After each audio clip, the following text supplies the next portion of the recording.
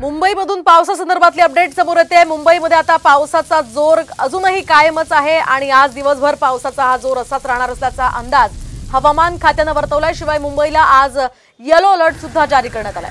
मुंबईत आज ठिकठिकाणी मुसळधार पाऊस कोसळणार आहे, तर सकाळी 5 वाजेपर्यंत मुंबई उपनगरात 131.2 मिलीमीटर पावसाची नोंद झाली आहे, तर मुंबई शहरामध्ये 77.4 मिलीमीटर पावसाची नोंद आहे। यासह नवी मुंबईमध्ये सुद्धा मुसळधार पाऊस सुरू आहे।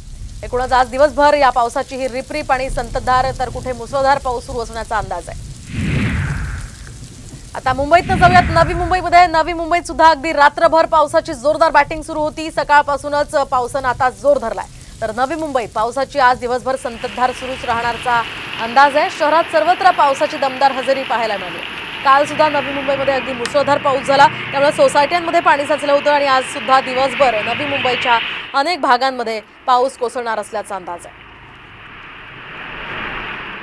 आता मुंबईतनं जाऊयात पुण्यामध्ये। आज पुण्यामध्ये सुद्धा मुसळधार पावसाचा इशारा देण्यात आलेला आहे, तर घाट माथ्यावर मुसळधार पावसाची शक्यता आहे। यामध्ये शनिवारी दिवसभर पावसाची हजेरी पाहायला मिळाली पुण्यामध्ये आणि आज सुद्धा अगदी दिवसभर जोरदार पाऊस कोसळेल असा अंदाज वर्तवण्यात आलेला आहे। आपण पाहतोय आज रविवार असल्यामुळे रस्त्यांवर फार गर्दी राहणार नाहीये, त्यामुळे रस्ते वाहतुकीला जरी फटका बसत असला तरी सुद्धा काही कमी प्रमाणामध्ये लोकांना याचा फटका बसेल, कारण आज रविवार आहे, अनेकांना सुट्टी असते।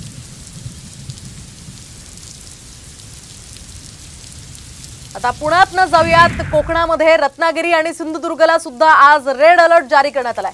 रायगडमध्ये सुद्धा आज अति मुसळधार ते मुसळधार पावसाचा अंदाज आहे, तर काही ठिकाणी 100 मिलीमीटरहून अधिक पावसाची शक्यता वर्तवली जाते। याशिवाय काही भागांना ऑरेंज अलर्ट सुद्धा जारी करण्यात आलेला आहे। ठाण्यामध्ये सुद्धा आज ऑरेंज अलर्ट आहे, तर काही भागामध्ये अतिमुसळधार ते मुसळधार पावसाचा अंदाज आहे। मागील 24 तासात ठाणे शहरामध्ये तब्बल 120 मिलीमीटरहून अधिकचा पाऊस झालाय। पालघरमध्ये सुद्धा आज येलो अलर्ट जारी करण्यात आलेला आहे।